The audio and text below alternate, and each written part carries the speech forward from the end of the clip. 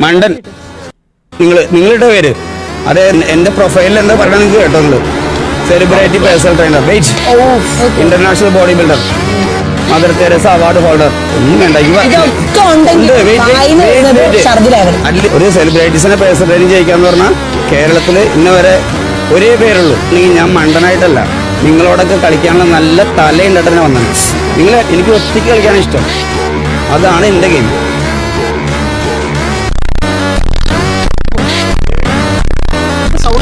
ബാക്കിയുള്ളവരെയൊക്കെ ഞാൻ പിന്നെയും പറയും. ഈ സാധനത്തിനെ കണ്ടു, എന്തേലും കഴിവുണ്ടോ പുള്ളിക്ക്? അത്ര അച്ചീവ്മെന്റ് എങ്കിലും ഉണ്ട്, എന്തെങ്കിലും കഴിവുണ്ടോ? എനിക്ക് തോന്നിയിട്ടില്ല.